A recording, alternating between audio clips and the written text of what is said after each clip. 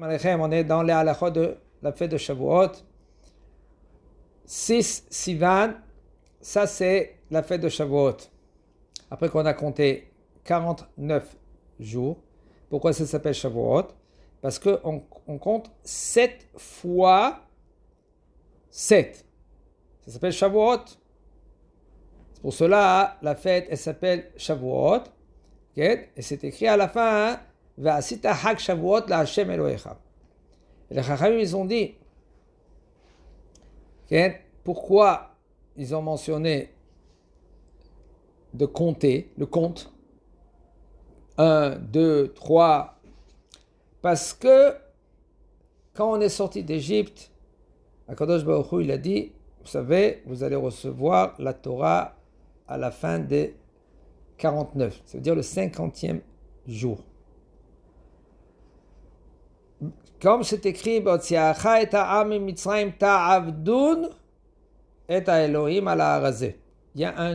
que c'est écrit ta'avdu. Pourquoi c'est écrit ta'avdun avec un nun pour nous faire montrer une allusion. Nun, c'est 50. Et là, ils ont commencé à compter. Quoi? On va recevoir la Torah. 1 jour, il est passé. 2 jours, il est passé. 3 jours, il est passé. Et là, parce qu'il voulait recevoir la Torah, parce que l'essentiel de ce monde-là, que le fait qu'il a été créé, c'est le limud la Torah. Comme on dit, Yom HaShishi vayichol hashamayim va'aretz v'chol tzevaam, et pas Yom Shishi, comme Yom Echad, Yom Sheni, Yom Shlishi. Alors, Yom HaShishi, c'est pour cela que ça dépend si nous on reçoit le 6 Sivan, la Torah. Il y en a qui veulent dire que la nuit de Shavuot, on n'a pas le droit de faire le kiddush seulement si c'est Vadaï Laïla, la nuit. Si c'est le jour, comme il y en a qui prennent Shabbat un peu plus tôt, après le plag, ils font Arvit, et ils font même kiddush, il n'y a aucun problème. C'est vrai que c'est bien de manger encore un autre morceau de pain, comme un akazait, la nuit pour se rendre quitte selon les chachamim. Mais par contre, Shavuot, il y a un problème. Il y a une discussion dans les poskim, est-ce que maintenant, on peut faire comme on fait Shabbat? Il dit le Rav, en Eretz, c'est facile de faire attention, de faire le kiddush à la tombée de la nuit. Aval, en Chutz La'aretz, en France, des fois, en été, c'est 9h30 du soir, 10h même, comment ils peuvent faire le kiddush? Alors il dit le Rav, on peut faire le kiddush plus tôt, rien que c'est bien et c'est conseillé de remanger encore un autre morceau de pain aussi, comme dans tous les Shabbats, celui qui veut, il faut rentrer Shabbat plus tôt. Aval, vadaï que c'est bien et c'est conseillé si c'est faisable, parce que quel est le problème? Le problème, il est que le bonhomme, maintenant, il pourra pas bien aussi étudier, à part la halacha qu'elle dit, que tu peux. Mais si un homme, lui, veut être rigoureux, il veut faire le kiddush à la tombée de la nuit. Tu peux faire vite avant la tombée de la nuit. Alors, quand tu arrives à la maison, tu fais kiddush à la tombée de la nuit, tu manges vite et tu vas faire, maintenant, tu vas y aller à la Beit Knesset et c'est la veillée. Alors, mais ça, le problème, que si maintenant tu manges plus tard, alors tu vas arriver en retard à la Beit Knesset. Et là, il y aura un problème au niveau de la veillée. Aval, s'il veut être mahmir, t'avoue la bracha, mitzvah la dik nerot, maintenant l'allumage des nerot de Yom Tov. Il y en a qui veulent allumer le jour, il y en a qui veulent allumer la nuit. Mais il faut faire très attention que même que tu allumes la nuit, il faut allumer d'une bougie qui a déjà été allumée la veille. On n'a pas le droit d'allumer le feu directement et après allumer les bougies la nuit. Il faut allumer d'une bougie qui a été déjà allumée. Et là, tu prends de cette bougie-là, il faut éviter de le dire. Pourquoi? Parce que déjà, le papa, lui, dit Shehianu dans le kiddush. Alors, c'est pas bien, parce qu'après, comment elle va répondre maintenant Amen à le Shehianu de son mari avant que lui, il a bu? Si elle a dit Shehianu, elle n'a pas le droit maintenant de répondre Amen à Shehianu de son mari. Alors, si maintenant elle répond Amen, ça s'appelle une coupure, parce que déjà elle est rendue quitte, elle, avant que son mari va boire le vin. Hayav Adam le'echol un homme, il est obligé de manger du pain, même la nuit et même le jour.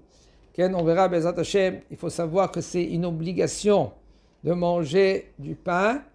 Et ils doivent dire maintenant, Ya'alev et Yavo. Si par exemple, lui, il s'est trompé, il n'a pas dit Ya'alev et Yavo, tant qu'il n'a pas dit Baruch Ata Hashem, il n'a pas dit Boné Yerushalayim, alors il peut se rattraper tout de suite. S'il a dit Baruch Ata Hashem, il peut dire Lamdeni Chokecha, et il dit tout de suite Ya'alev et Yavo. S'il a dit aussi Baruch Ata Hashem, Boné Yerushalayim, il a répondu Amen, là, il doit faire la bracha Asher Natan Moadim Vechule. Ok. Maintenant, au niveau de le limoud Shavuot, le minhag, il est de partout de veiller. Alors, il faut savoir comment on veille. C'est pas qu'on reste toute la nuit sans dormir.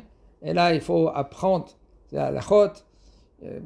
Une des halachot, il faut savoir que quand tu veilles toute la nuit, le lendemain matin, tu n'as pas le droit de faire netilat yadayim. Al netilat yadayim, tu n'as pas le droit de faire le netilat yadayim. Alors, qu'est-ce que tu dois faire? Il y en a qui vont à migvé avant l'aube, mais à Hatzot, juste avant Hatzot, au milieu de la nuit, tu peux faire Kriyat Shema, juste avant, Kriyat Shema, tout le Shema, Hashem Elokechem Emet. Et là, tu te rends quitte de Kriyat Shema à la Mita, même que tu ne vas pas dormir. Et maintenant, après Hatzot, tu peux faire tout le Birkot HaShachar. À part Birkot HaTorah. Les deux brachot, de Birkot HaTorah, la deuxième c'est Hashem Baraban, Mikol Amim Natan Torah, Baruch Atah Hashem Noten HaTorah, Yevachecha Hashem Eshmerecha, tout cela, ça après l'aube. Parce qu'on n'a pas le droit d'étudier après l'aube, parce que les brachot, ils sont concernés du matin jusqu'à le lendemain matin, toute la nuit. C'est-à-dire seulement quelqu'un est parti dormir, s'il se lève au milieu de la nuit, il est obligé de faire Birkot Torah pour même s'il veut étudier. Aval, s'il repart dormir, quand il va se réveiller, ça dépend combien il a dormi, s'il a dormi dans son lit, même avec ses habits, s'il dort dans son lit, il est obligé maintenant de faire Birkot Torah quand il se lève. Ça ne se fait pas, et maintenant, lui, voilà, je suis avec les habits. Non, d'après Ovadia, même que tu es avec tes habits, tu vas dormir dans ton lit, c'est un problème le jour, c'est un problème, de faire les Birkot Torah, il rentre dans une discussion très grave dans cela. Si tu veux faire une sieste, pour éviter toutes les discussions, tu dors dans le canapé, ça c'est mieux. Alors maintenant, dans la veillée, quand lui maintenant, après l'aube, il fait Birkot Torah, et tout cela sans faire tu fais la netilat yadayim sans bracha. Si quelqu'un il a dormi, maintenant de ta famille par exemple, tu veux faire la netilat yadayim avec lui, et lui il fait la bracha, il pense à te rendre quitte. Après toi tu t'essuies, ça va. Mais sinon, tu fais la netilat yadayim sans bracha. Mais dans la veillée, il faut apprendre de ces halachot quand tu fais les brachot. Quand tu es dans la Beit Knesset, si tu sors de la Beit Knesset, alors là, tu dois refaire la bracha. Si tu es dans la Beit Knesset, tu as mangé et tu as bu, même que c'est passé une demi-heure, une heure, ça va, tu peux continuer à boire et à manger sans refaire la bracha. Si tu sors de la Beit Knesset, et dans les toilettes, c'est une autre discussion dans les toilettes. C'est mieux de ne pas rentrer dans cette discussion-là. Bezat Hashem, on pourra expliquer plus tard. Sinon, il faut faire attention, bracha she'ena tzricha, de causer une bracha en plus. Shacharit de Shavuot, il faut savoir que c'est un problème. Parce que le bonhomme, il est réveillé toute la nuit. Et le jour, après l'aube, il commence à tefila honetz. Et maintenant, dès qu'ils font Kirat Torah, oui, ils font Shema Israël, le bonhomme, pop, ils sont endormis. Il faut savoir, il faut éviter, c'est pour ça qu'il faut se préparer la veille. La veille de Shavuot, il faut dormir. Il faut dormir 1 heure, 2 heures, 3 heures, ça dépend chacun, pour que le minyan il est bien réveillé. Maintenant, le jour, il faut que lui qu'il est fort pour faire la tfila. Sinon, qu'est-ce que tu as gagné? La Kriyat Shema, c'est Deoraita. Kriyat Shema, c'est Deoraita. Et le fait que maintenant tu es réveillé, c'est pas Deoraita. Si un homme, lui, maintenant, c'est impossible de faire la veillée, ça c'est une question. Aval, c'est bien et c'est conseillé que la veille, qu'il fait, qu'il va se reposer quelques heures. Au niveau de être debout pendant Kriyat Torah, il faut savoir, il faut éviter de se mettre debout quand on fait Kriyat Torah dans Shavuot, quand on lit les 10 commandements. Pourquoi? Je vais montrer que les 10 commandements, ils sont de la Torah, mais toute la lecture de la Torah, elle n'est pas de la Torah. Et ça, c'est faux. Il faut faire très attention à cela. Des fois, c'est ton père qui monte au Sefer Torah, aux 10 commandements. Qu'est-ce que tu vas faire? Tu te lèves, dès que tu vois que ton père il s'est levé, tu te lèves, tu te mets debout, et tu restes debout aussi pendant les 10 commandements. Pourquoi? Parce que tu te mets debout pour ton père, pas pour les 10 commandements. Aval, sinon, il faut faire très attention à cela, de ne pas se mettre debout quand ils disent les 10 commandements. Et dans une communauté, tu ne peux pas changer, dans une communauté, tu es un invité, qu'est-ce que tu vas faire? Alors là, c'est un problème, parce que quand tu t'assois et tout le monde ils sont debout, qu'est-ce que tu fais? Qu'est-ce que tu fais? Tu peux te sortir un peu, tu te mets à l'entrée, ou tu te lèves bien avant toute la lecture de la Torah. Toute la lecture de la Torah, tu te mets debout. Tu te mets sur le côté. Parce que sinon, c'est grave. Tu fais montrer que maintenant, que rien que les 10 commandements, c'est de la Torah. Et les restes, c'est pas la Torah. C'est des inventions de Moshe Rabbeinu, chez Mishmo. C'est grave, ça, c'est grave. Nous, ils ont institué cela chez Mishmo. Minagé, les minagim maintenant. Baruch Hashem, Am Israël, ils aiment beaucoup des minagim, des ségoulottes. Alors, le minag de mettre un peu dans le Beth Knesset, chez toi à la maison, de mettre des fleurs, de mettre tout cela. Pourquoi? Parce que quand Kadosh Baruch Hu, il a commencé à dire les commandements, les 10 commandements, le monde entier, il a commencé à fleurir. Autour de la montagne, c'était quelque chose d'extraordinaire. Tu vois, dans le désert, comment ça fleurir. C'est très beau, très beau. Nous, on a oublié. On était tous là-bas. La Torah, elle est témoin. Et Yeshno po ayom. Celui-là qui est là. Et she'eno nimtsa po ayom. Celui-là qui n'est pas là. C'est-à-dire qu'il y a autant qu'on est Shamot. Mais Am Israël, ils étaient tous là-bas. Tiens, juifs, Baruch Hashem, même ceux-là qui sont convertis, ils étaient là-bas. Les Neshamot, ils sont venus tous là-bas. Tous, ils ont été Mahamad à Sinaï. Comme ça, il dit le Harizal. Le Harizal, il dit impossible qu'un converti qui va étudier la Torah si la Neshama n'était pas là-bas. Parce que pour accepter la Torah, parce que c'est impossible d'étudier la Torah si tu n'as pas passé 2 choses. 1, si tu n'es pas sous le mont Sinaï, que toute la Torah, elle était concentrée dans les 10 commandements. Comme c'est dit le Maharim, dans les 10 commandements. Toute la Torah, tous les 613 mitzvot dans les 10 commandements. Et dans le ventre de ta mère. Tu as étudié la Torah dans le ventre de ta mère. Si tu n'as pas ça, impossible d'étudier la Torah. Si tu vas étudier la Torah, tu vas étudier la Torah comme dans la faculté. Faculté, c'est ça ne s'appelle pas étudier la Torah. Le minag qui est Baruch Hashem, il y en a des gens qui sont mamash, toute leur vie, ils sont dans les minagim.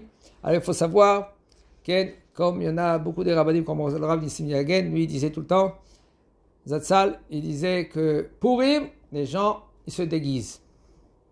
Oui, mais Purim, c'est quelque chose d'extraordinaire. La lumière de la Torah chez Bechtav, elle se dévoile. Hanouka, les vivot. Tu fais des souganiot et les vivot. Oui, mais Hanouka, c'est quoi la Torah? C'est la Torah. Ora. La Torah, c'est Ora, c'est la lumière, etc., etc. Le bonhomme, lui, il gratte l'essentiel. Ok? Maintenant, on est Shavuot. La viande. Le fromage, oh, le fromage. Gâteau au fromage, et ils font n'importe quoi des fois. La salade totale. Alors il faut savoir, il ne faut pas mélanger le fromage et la viande. Tu veux, après, il y en a qui, mamache, ils mangent le soir, repas de fromage. C'est-à-dire, tu manges le soir, mais il ne faut pas oublier que le matin, il faut manger, parce que la mitzvah, c'est de manger de la viande. Alors, tu veux manger du fromage, tu peux faire kidouche, du fromage, tu t'es bien rincé la bouche, okay? Tu enlèves, tu changes de nappe, et tu mets maintenant les couverts, les assiettes pour manger de la viande. Et il y en a, qu'est-ce qu'ils font? Ils mangent la viande le soir. Le matin, quand ils reviennent de la Beth Knesset, après la veillée, ils font un kidouche. Après qu'ils ont fini le kidouche, ils mangent des gâteaux au fromage, ou même ils mangent du pain. Celui-là qui ne veut pas manger du pain, il veut manger des gâteaux, que c'est maisonot vadaï pour se rendre quitte du kidouche. Un homme qui n'a pas mangé kazait ou qui boit un revi'it. Un revi'it, c'est quoi un revi'it? Okay. C'est 86 millilitres. Okay. Il faut qu'il boit et il est rendu quitte du kidouche. Sinon, c'est pas rendu quitte. Alors, qu'est-ce qu'il faut faire? Misanavim, du jus de raisin, ou un petit gâteau, kazait, 27 grammes, 25 grammes, ça dépend. Et là, c'est bon, tu es rendu quitte, tu as mangé tes gâteaux, tu as fait le minag, va dormir. Après, tu te réveilles, 1h30, 2h, et là, tu fais le repas, pas besoin de refaire le kidouche, parce que tu as déjà fait.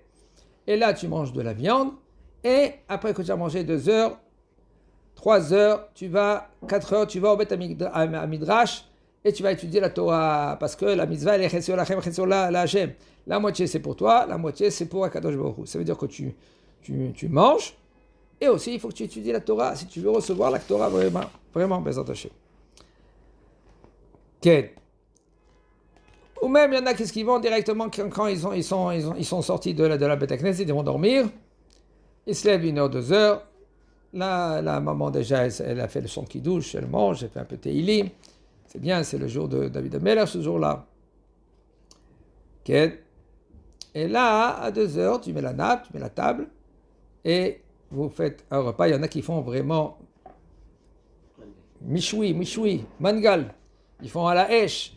Alors, il n'y a aucun problème de faire à la hèche, aucun problème. Tu peux prendre du feu qui est déjà allumé. Tu allumes ton mangal.